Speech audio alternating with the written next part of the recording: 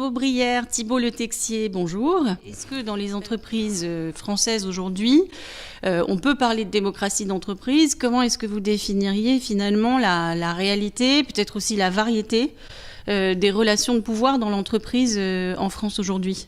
Il y a en France et dans les entreprises les plus traditionnelles, les plus classiques, différentes formes de pratiques, en tout cas démocratiques, qui ne vont pas suffire à pouvoir parler de démocratie en entreprise pour autant, mais néanmoins dans les entreprises traditionnelles, il y a déjà des formes embryonnaires, on va dire, de démocratie, des pratiques, par exemple, pratiques de démocratie représentative à travers l'élection de représentants du personnel, à travers les syndicats, etc. Il y a également des pratiques démocratiques, de démocratie directe, notamment à travers l'utilisation de management participatif ou de différentes techniques permettant d'associer davantage à la décision les collaborateurs. Et actuellement, l'une de ces tendances que l'on appelle parfois entreprise libérée, justement, va dans le sens d'une plus grande, en tout cas, participation des salariés aux décisions, y compris les plus traditionnelles. Et c'est sur cette notion de participation, notamment, que met l'accent Patrick Guillaume dans l'un des articles.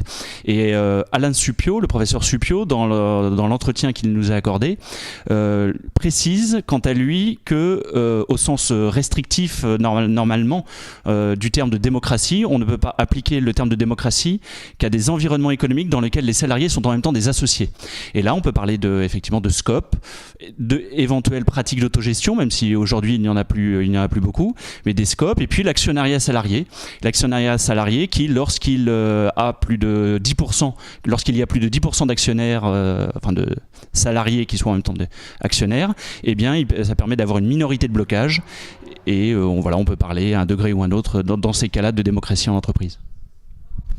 Oui, après, je pense que c'est un domaine dans lequel il y a beaucoup de choses. On parle d'entreprises agiles, d'entreprises libérées, d'entreprises horizontales.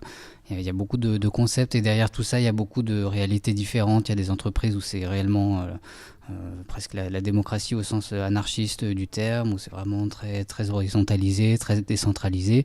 Et d'autres, au contraire, où on va avoir un aspect très cosmétique, où on va mettre en place des ateliers zen, un baby-foot, une table de ping-pong, et puis on va dire qu'on fait de la démocratie parce que on a laissé les salariés décider de la couleur du papier peint dans les toilettes. Et donc je pense qu'il faut quand même distinguer des niveaux, et nous dans le dossier on revendique quand même la démocratie au sens fort, d'essayer d'imaginer des formes démocratiques qui soient réellement profondes et qui donnent vraiment le pouvoir aux employés, aux salariés.